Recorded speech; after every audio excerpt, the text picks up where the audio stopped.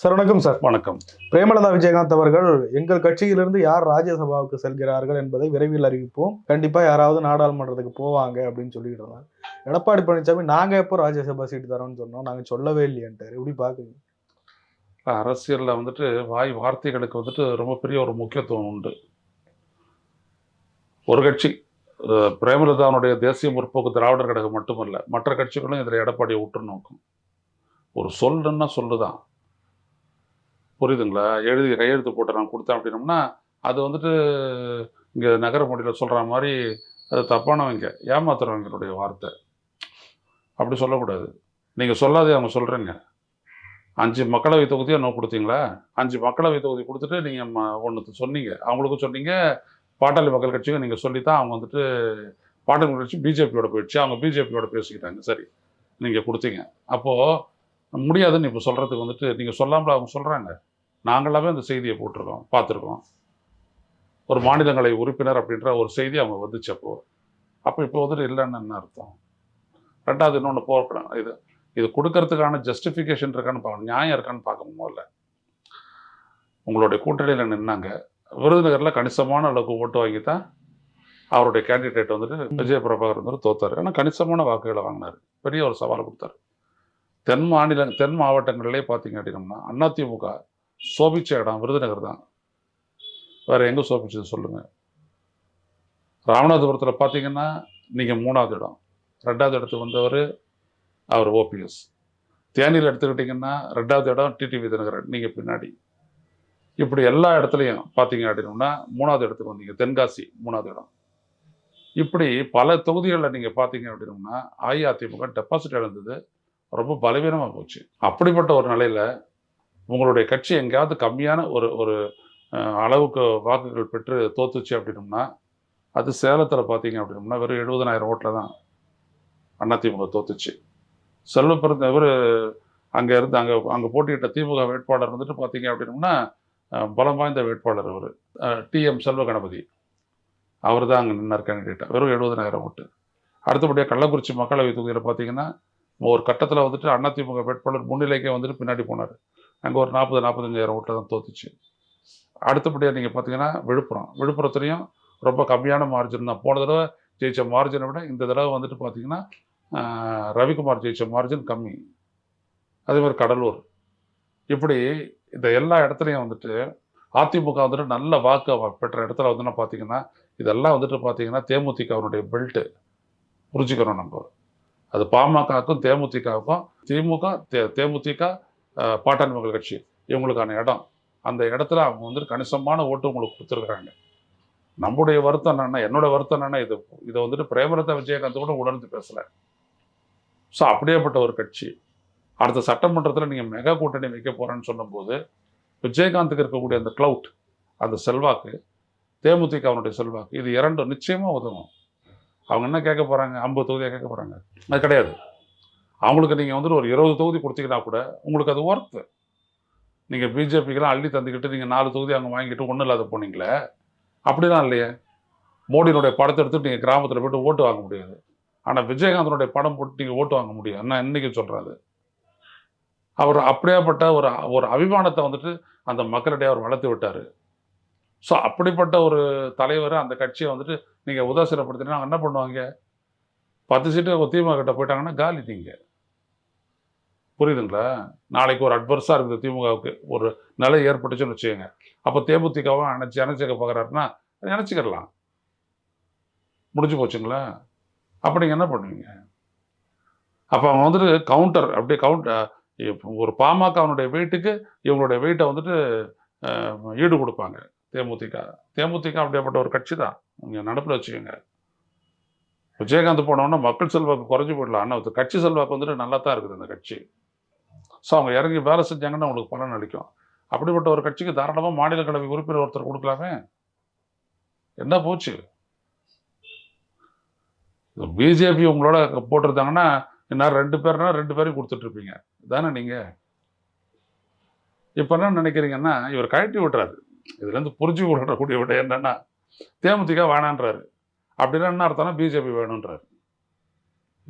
நல்ல கவனிங்க. இதில் இப்படிதான் நடக்க போகுது. நான் அதான் சொன்னேன். இல்ல இதுக்கும் அதுக்கும் என்ன சம்பந்தம்? ஆமா, சீட்டு இங்கேயும் கொடுத்து அங்கேயும் கொடுத்து நம்மளுக்கு கட்டுப்படி ஆகாது அப்படின்றதுனால சட்டப்பேரவை நிறைய கொடுக்குறோம்னா இவங்க தேவையில்லை, கழட்டி விடு, அவங்கள வச்சுக்கலாம். ம். கணக்கு போட தெரியாத கூட்டணி அமைக்கிறது தான் வந்துட்டு எடப்பாடி பழனிசாமி. எடப்பாடி பழனிசாமி அதிமுகவை பொறுத்த ஒரு ஹெவி வெயிட் சார். ஒரு பலமான லீடர். ஆனால் மக்கள் மத்தியில் நீங்கள் ஒரு பெரிய லீடர் கிடையாது. உங்கள் கட்சிக்கான தலைமையை நீங்கள் வந்துட்டு கொடுக்கல. கொடுத்துருந்தாங்கன்னா வெளியில் போனவங்க எல்லாம் உள்ளே வச்சுட்டு உங்களை கட்சியை பலப்படுத்திருக்கணும், பலப்படுத்தலை. அது மட்டுமல்லாது இப்போ பாருங்க இந்த மாதிரி பண்ணுறாங்க. இப்போ இது கொடுக்கல அப்படின்னோம்னா அந்த கட்சி கட்டாயம் வெளியேறிடும். சரிதானா? ஸோ பின்னாடி வந்துட்டு ஆன்டி இன்கம்பன்சி அதை கொஞ்சம் கட்டுப்படுத்தணும் அப்படின்னு நினைக்கும் போது அவங்க என்ன பண்ணுவாங்க? நிச்சயமாக திமுகவோட தான் போவாங்க அவங்க. அப்படி திமுகவோட 10 சீட்டை ஏதாவது வாங்கிட்டு நிற்கிறாங்கன்னு வச்சுக்கோங்க. இப்போ இன்னைக்கு ஈரோடு கிடக்கிற ஜெயிச்ச கேண்டிடேட் யாரு? அதுக்கு முன்னாடி அவர் தேமுதிகவில் இருந்தவர் தானே. இதுக்கு முன்னாடி சேலம் மக்களவை தொகுதியில் இப்போ டிஎம் செல்வ கணபதி. அதுக்கு முன்னாடி ஜெயிச்ச பார்த்திபன் யாரு? மக்களவை வேட்பாளர் தேமுதிக ஜெயிச்சாங்கல்ல. அப்போ அதாண்டேருந்து வந்து கட்சி மாதிரி வந்தவங்களுக்கு திமுக எப்படியாப்பட்ட ஒரு நிலையை கொடுக்குது பாருங்க. ஆனால் அந்த கட்சிக்கு நீங்கள் என்ன நிலையை கொடுக்குறீங்க பாருங்க. இந்த ஒப்பிட்ட பாருங்க நீங்கள் நல்லா. ஏன் திமுகன்றது ஒரு பலம் வாய்ந்த கூட்டணிக்கு தலைமை தாங்குதுன்னா இதுதான் காரணம். அது தன்னை 22 இடங்கள்ல நின்றுக்கிட்டு 17 இடங்கள்ல தூக்கி கொடுக்குறாங்க மக்களவையில். இதில் விடுதலை சிறுத்தைகளுக்கு மட்டும்தான் அந்த கிரட்ஜ் இருக்க முடியும், மற்ற யாருக்கும் கிடையாது. புரியுதுங்களா? அது விடுதலை சிறுத்தை இயல்பானது. ஏன்னா ஒரு பலம் வாய்ந்த கட்சி, தமிழ்நாட்டில் 3வது பெரிய கட்சி அந்த கட்சி. ஸோ அப்போ நீங்கள் வந்துட்டு என்ன பண்ணுறீங்க? ஒரு பலம் வாய்ந்த கூட்டணி அமைக்கணும்னு வரும்போது அந்த ஒரு கூட்டணிக்கு நம்ம என்ன செஞ்சு கொடுத்து தான் நீங்கள் பெற முடியும். அப்போ நீங்கள் என்ன பண்ணணும்? தேமுதிகக்கு அந்த ஒரு எம்பி சீட்டை கொடுத்துட்டு தாராளமாக அவங்கள வச்சுக்கலாங்க. இதோ இருக்க நியாயம். நான் சொல்கிற நியாயத்தை நீங்கள் மறுத்துருங்க. அஇஅதிமுககாரனை கேட்டு பாருங்க. அப்போ இங்கெல்லாம் வந்து அப்படிலாம் ஒன்றும் கிடையாது. அதிமுக பலத்தில் தான் ஜெயிச்சோம் அப்படின்னா வேலூரில் என்னாச்சு உங்களுடைய பலம்? அதிமுக பலம் நான் பேசியிருக்கேன்னா இல்லையா? வேலூர் மக்களவை தொகுதியை பற்றி முதல் இடத்த வந்துட்டு அவர் துரைமுருகனுடைய பையன் 52% ஓட்டு. அடுத்தபடியாக சண்முகம் இல்லையா? சண்முகம் தானே அவர் பார்த்தீங்கன்னா 36% ஓட்டு. அதிமுக வந்துட்டு 10% ஓட்டு. இப்படி ஒரு நிகழ்வு ஜெயலலிதா எம்ஜிஆர் காலத்தில் நடந்திருக்குதா? நினைச்சு பாருங்க. அப்ப நீங்க என்ன? அதனால தான் கேட்குறேன், நீங்க மக்கள் தலைவர் இல்லைன்னு நான் சொன்னதுக்கான காரணம் தான். நீங்க அங்கெல்லாம் போயிட்டு பரப்புரை பண்ணீங்க, என்ன ஆயிடுச்சு? ஒன்றும் கிடையாது. உங்களுடைய கட்சி கொங்கு மண்டலத்தில் பலம் வாய்ந்த கட்சின்றீங்களே. கொங்கு மண்டலத்தில் கோயம்புத்தூர் தொகுதியில் அதிமுகவினுடைய ராமச்சந்திரனை விட அண்ணாமலை வந்துட்டு 2 மடங்கு ஓட்டு வாங்கினார். எப்படி அது சாத்தியம்? அது யாரு பொறுப்பு? அங்கே தான் உங்களுடைய வீட்டு வேலுமணி இருக்கிறாரு, இந்த தங்கமணி இருக்கிறாரு, அந்த மணியெல்லாம் அங்கே தான் இருந்துச்சு. ஆனால் ஓட்டு மட்டும் உங்களுக்கு ஏன் இல்லை?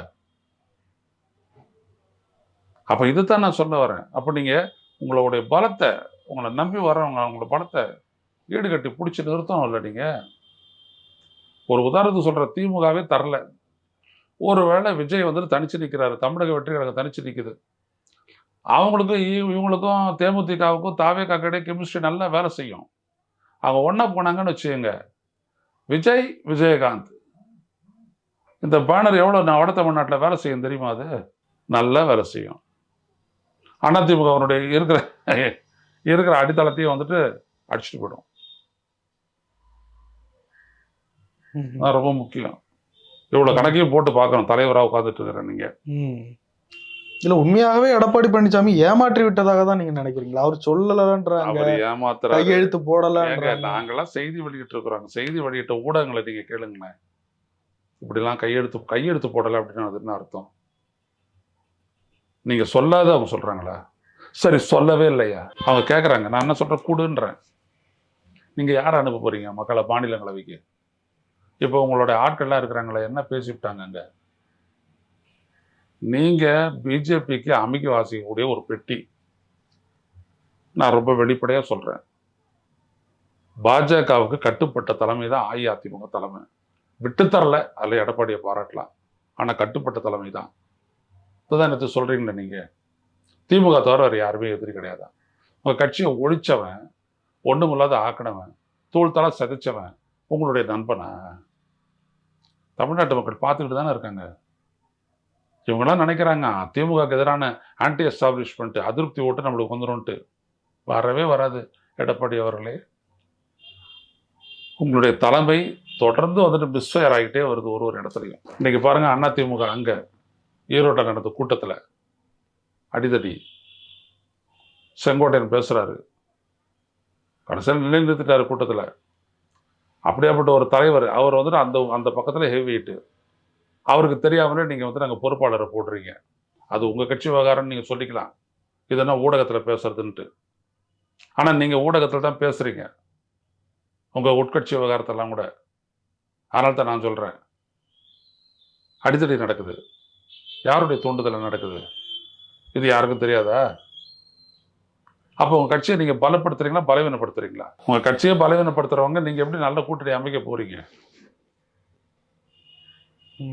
ஒரு பெரிய சிக்கல் அது. ஸோ எடப்பாடி பழனிசாமி யாரை ஏமாத்துறாரு, தன்னைத்தானே ஏமாத்திக்கிறாரு. அதில் ஒன்றும் இருவரப்பட்ட கருத்து இல்லை. 2026 அதிமுகவை நம்ம ஏன் ஆதரிக்கிறோம், ஏன் அதிமுகவுக்கு வந்துட்டு நம்ம இவ்வளவு தூரம் பேசுறோம் அப்படின்னா, அது தமிழருடைய உரிமை சார்ந்த ஒரு கட்சி. அது எம்ஜிஆர் இருந்தபோது, ஜெயலலிதா இருந்தபோது தமிழ்நாட்டினுடைய உரிமைக்காக குரல் கொடுத்த ஒரு கட்சி. அது தமிழ்நாட்டின் உரிமைகளை காப்பாற்றிய கட்சி. அது தமிழ்நாட்டு ஏழை எளிய மக்களுக்காக செய்த கட்சி. அது அதை விட்டுத்தர முடியாது.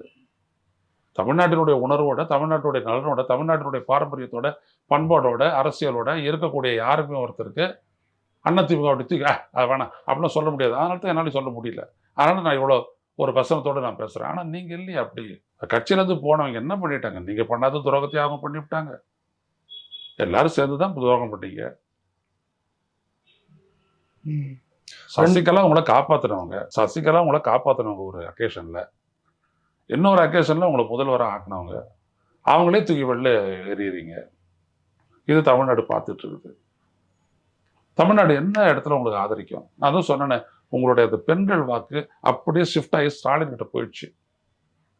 இதை முதல்ல திரும்பி எடுக்கிறதுக்கான இடம் வழி சொல்லுங்க. 1000 ரூபாய், அப்புறம் பள்ளிக்கூடம் காலேஜுக்கு போற பிள்ளைங்களுக்கு 1000 ரூபாய், அப்புறம் காலை உணவு, இலவச பேருந்து பயணம், இப்படி மருத்துவம், மக்களை நாடி மருத்துவம். இவன் மக்களை நாடி மருத்துவத்தை தாண்டி இவன் மருந்தகத்தை கொண்டு வந்துட்டாரு. எல்லாம் பிராண்டட் மெடிசனு, எல்லாம் வந்துட்டு 25 முதல் 50% டிஸ்கவுண்ட்ல தரேன் அப்படின்றாரு. இதெல்லாம் எவ்வளவு உதவும் தெரியுமா? அன்றைய காலகட்டத்தில் கேட்பான், எதுக்கு நான் மாத்தி போடணும்னு கேட்பான். நீங்க குற்றச்சாட்டு அரசியல் பண்றீங்க ஐயா எடப்பாடி பழனிசாமி அவர்களே. எனக்கு எடப்பாடி பழனிசாமி ஓட வந்துட்டு எனக்கு வந்துட்டு ரொம்ப ஒரு பிடிப்பு உண்டு. ஏன்னா காவிரி பாதுகாக்கப்பட்ட வேளாண் மண்டலமா அவர் தான் அறிவிச்சாரு. நாங்க நடத்துற போராட்டத்துக்கு பிற்பாடு 600 கிலோமீட்டர் மனித சங்கிலிக்கு அப்புறம் அவர் தான் அறிவிச்சாரு. அவர் தான் 40 கிராமங்களை கொண்ட எண்ணெய் முதலீட்டு மண்டலத்தை வந்துட்டு அந்த நோட்டிபிகேஷனை ரத்து பண்ணது திரு எடப்பாடி அவர்கள் தான். எனக்கு அதுல அவர் மேல மரியாதை பிடிப்பு எல்லாம் உண்டு. ஆனா உங்க அரசியல் பாருங்க, எப்படி நீங்க அவங்களை கவர போறீங்க? கேட்பாங்க ஜனங்க, எதுக்கு நான் மாத்தி போடணும் சொல்லுங்க, நீங்க பதில் சொல்லுங்க. எப்படி மாத்தி போடுவாங்க? ஒரு சாதாரணமானது இல்லை. ஸ்டாலின் ஆட்சியை பொறுத்த வரைக்கும் நீங்க என்ன வேணாலும் சொல்லுங்க, ஏழை எளிய மக்களை வஞ்சிக்கல, வஞ்சனை பண்ணல, முடிஞ்சதை செஞ்சேன், என்னால என்றதை செஞ்சேன் அப்படின்னு சொல்றாரு. நீங்க என்ன சொல்றீங்க பதிலுக்கு? ஏமாத்தினாருன்னு சொல்ல போறீங்க? சிரிக்க மாட்டாங்க. ஐயா 10ல் ஒருத்தனும் கிடைக்கலையா, 9 பேர் கிடைச்சது உண்மைதானே? அவ்வளவுதான். இந்திய நாட்டில் அவ்வளவுதான் எதிர்பார்ப்பான் மக்கள். அது கிடைச்சிருச்சு. அதனாலதான் 40-0 அவங்க ஜெயிச்சாங்க. நடப்புல வச்சுக்கோங்க. அப்போ உங்களுக்கு எதுவும் கிடையாது. அப்ப இந்த இடத்துல நீங்க வந்துட்டு இப்படிப்பட்ட ஒரு கூட்டணி கட்சியை தூக்கி உதாசீனப்படுத்துறது எப்படி சரியாகும்? விஜயகாந்த் இறந்துட்டார். ஆனா அவர் ஒரு பிராண்டு, அதை புரிச்சுக்கங்க பொலிட்டிக்கலா. புரியுதுங்களா? ஸோ பார்த்து நடந்துக்கணும். 2026 வரைக்கும் அப்ப கூட பாஜகவோட கூட்டணி இல்லைன்னாங்க. அப்படிதான் எடப்பாடி பழனிசாமி எதிர்த்து பேசிட்டு வந்தாரு. நேத்து கொஞ்சம் சாஃப்டா பதில் கொடுக்குறாரு. சாண்ட நாங்க தான் சொல்லிட்டு இருக்கிறோம். இவங்க எங்க போயிட்டு முடிவாங்கன்றதை நாங்க தான் சொல்றோமே. உங்க கட்சிக்குள்ள அதிமுகவிற்குள்ள பாஜகவோட சேரணும் அப்படின்ற ஒரு ஆதரவு இருக்குல்ல. நான் ஒண்ணு கேட்கறேன், கல்யாணத்துக்கு தான் கூப்பிட்டோம், அதனாலதான் அண்ணாமலை வந்தாரு. ஜெயலலிதா பொதுச் செயலாளர் இருந்திருந்தாருன்னா கூப்பிட்டுருப்பீங்க. உங்களுடைய கல்யாணத்துக்கு அண்ணாமலை வந்திருப்பாருங்க. அதனால இதான் நீங்க. ஸோ நீங்க கணக்கு போடுறீங்க கமர்ஷியல். இந்த கமர்ஷியல் பாலிடிக்ஸ் மக்களிடையே எடுப்படாது. இந்த நாள் வரைக்கும் இன்னைக்கு 21, 22, 23, 24, 25, 26 போகிற 4 வருஷத்துல ஸ்டாலின் இந்த மாதிரி கமர்ஷியல் வேலை எதுவுமே செய்யல. எதிரி தான், நண்பன் தான், கூட்டணி தான், முடிச்சு போச்சு. அவர் வரும்போது இன்னைக்கு கூட அவங்க என்ன சொல்லியிருக்காங்க பாருங்க, அதிமுக ஒன்றும் எங்களுக்கு எதிரி இல்லை, நண்பர்கள் சொல்லிட்டு போயிட்டாங்க. ரகுபதியா அமைச்சர் சொல்லிட்டு போயிட்டார். ரகுபதியா நண்பர்கள் தான். இவங்க எதிரி, உன்னோட ஒரே எதிரி. எவ்வளவு பேர் அதிமுக அங்க போயிட்டு மந்திரியா இருக்கிறாங்களா இல்லையா? அப்புறம் என்ன இருக்கு? டிஎம் செல்வ கணபதி எம்பி யாரு? வேலு யாரு? எல்லாமே திமுக இருந்துட்டு போனவங்க தான் அங்க மந்திரியா இருக்கிறாங்க நிறைய பேர். KKS ராமச்சந்திரன் யாரு? நீங்க மட்டும் சொல்லிட்டு இருக்கீங்க திமுக எதிரிட்டு. மக்களுக்கு தெரியுது உங்களை அழிச்சதே பாஜக தான் அப்படின்ட்டு. ஆனா பாஜகவோட கூட்டணி சேர போறீங்க. ஏன் வேற வழி இல்லை. ஏன்னா ரெட்டை இலையை முடக்கிடுவோம். உங்களுக்கு ஒரே ஸ்ட்ரென்த் அதிமுக ரெட்டை இலை தான். அதான் உங்க கட்சியினுடைய ஒரிஜினல் லீடர் எம்ஜிஆர் தந்த சின்னம். அவ்வளவுதான், முடிஞ்சு போச்சு, வேற ஒன்றும் இல்லை. மறுபடியும் அதிமுக பாஜக கூட்டணிக்கு எடப்பாடி பழனிசாமி தான் அதை நோக்கி நகர்றாரா இல்ல அவங்களே நகர்றாங்க? அவங்களுக்கு என்ன இருக்குது? பாஜக என்னங்க ஸ்டேக் இருக்குது? சட்டப்பேரவை தேர்தலில் பாஜகவுக்கு தமிழ்நாட்டில் என்ன இருக்குது? என்ன இருக்குன்னா இப்படி அந்த எப்படி என்னன்னா, ஒருத்தருடைய சிந்தனையில் பாஜகவுக்கு இந்த முறையை சட்டப்பேரவை தேர்தலில் ஓட்டு போடுவோமே அப்படின்ற ஒரு நினப்பு வருமா? மக்கள் மத்தியில், வாக்காளர் மத்தியில் வருமா? வர்றதுக்கு ஏதாவது இருக்கா? சொல்லுங்களேன். மோடி வீடு கட்டும் திட்டம் 80,000 தர, 90,000 தர, 1.25 லட்சம் கொடுக்குது தமிழக அரசு. வீடு கட்டினா வந்துட்டு ஸ்டாலினுக்கு போடுவானா மோடிக்கு போடுவானா? உன் படமும் என் படம்ன்றது தமிழ்நாட்டுக்கே தெரியும். அப்புறம் என்னது அது? இல்லை தமிழ்நாட்டில் எல்லாரும் ஹிந்தி படிக்கணும் தான் முடியும், ஹிந்தி வந்தால் நம்ம எங்கேயோ போயிடும். அதான் கண்ணு முன்னாடி பார்க்குறானே, இங்கே இந்த வரப்பில் வந்துட்டு அறுக்க வரவனெல்லாம் ஹிந்திக்காரன் தான் அப்படின்ட்டு. இந்த அறுப்பை நம்ம பண்ணணும் மாட்டா, ஹிந்தியை படிச்சு விட்டு பீகாரில் போய் கேட்க மாட்டான். தமிழ்நாட்டு சிந்திக்க தெரிஞ்ச ஒரு மாநிலம். சிந்திக்காத ஒரு வேணா ஆளுநராக இருக்கலாம், மாநிலம் சிந்திக்க தெரிஞ்ச மாநிலம் இல்லை. அது யோசிக்கணும்ல நீங்க. அப்ப பிஜேபிக்கு என்ன இருக்குது தமிழ்நாட்டில்? ஒண்ணுமே கிடையாது. அவங்க ஓட்டு வாங்கினாங்க, அந்த ஓட்டுல பாமக ஓட்டு இருக்குது. ரைட்டா? அதெல்லாம் மறுக்க முடியாது. பாமக அது 3.5% ஓட்டுன்னு, அதான் உனக்கு 2.5% கொடுத்துட்டானே. எங்க இருந்தாலும் பாமக ஓட்டு பாமக விட போகுது, பின்னாடி பாமக கூட்டணி விட போகுது. விழுந்துச்சா இல்லையா? அப்புறம் அதனால ஒரு அவங்களுக்கு தேவை என்ன? 18% என்னோட அலையன்ஸு அப்படி சொல்லிட்டு நெகோசியேட் பண்ணணும் இவங்களோட வச்சிருக்கிறாங்க. அவ்வளவுதான். எங்களுடைய உங்களுக்கு 20%, பாமகவோட நாங்கள் 18%, நம்ம போட்டோம்னா 38% ஆயிடுவோம். அப்ப எனக்கு உரிய சீட்டு கூட 100 சீட்டை கேட்பாங்க. இதுதான் கதையே. இந்த முறைலாம் பிஜேபியினுடைய கிடுக்குப்பிடியிலேருந்து இவரெல்லாம் தப்பிக்க முடியாது.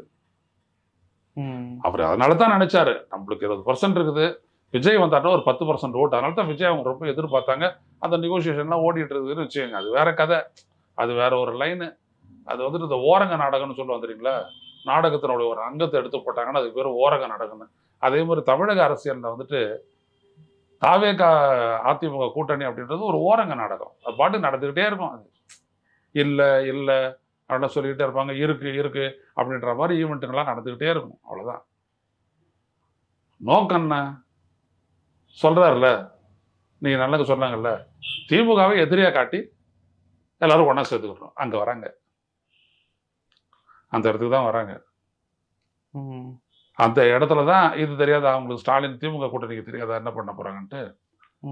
96 ஜெயலலிதாவுக்கு எதிராக எப்படியாப்பட்ட ஒரு உணர்வை ஏற்படுத்தினாங்களோ, ஜெயலலிதா போகணும் அப்படின்னு சொல்லும் போது யாரோட வேணாலும் கூட்டு சேர்ந்துக்கலாம் அப்படி ஒண்ணு ஏற்பட்டுச்சுன்னா, பொது கருத்து உருவாயிடுச்சுன்னா, அதான் இப்ப எல்லாரும் பண்ணிட்டு இருக்கிறாங்க. திமுக கூட்டணி தவிர விஜய்ல இருந்து ஆரம்பிச்சு அதிமுக வரைக்கும் எல்லாரும் பிஜேபி உட்பட எல்லாரும் என்ன செய்யறாங்க என்னன்னா, இது ஒரு ஆட்சியா, இது ஒரு கட்சியா, இவங்க நடிக்கிறாங்க, இவங்க நாடகம், எல்லாரும் ஒரே மாதிரி பேசிட்டு இருக்கிறாங்க. அவங்களுடைய ஒரே இதை வந்துட்டு மக்கள் நம்பிடுவாங்க. அவ்வளவுதான். விஜயுடன் முயற்சி செஞ்சு பார்த்துட்டு அது தோல்வியானதுனாலதான் எடப்பாடி பழனிசாமி இப்படி வர்றதா சொல்றாங்க. இருக்கலாம். விஜய் உணர்ந்திருக்கலாம், இது போனா நம்ம கதை கந்தலாயிடும் தெரிஞ்சிருக்கலாம், அதனாலயும் பண்ணிருக்கலாம். இருக்கிறவனை விட்டுட்டு பறக்கிறவனை பிடிக்க போனா எப்படின்ற நிறைய விஷயங்களை பயிர்ந்து நன்றி சார்.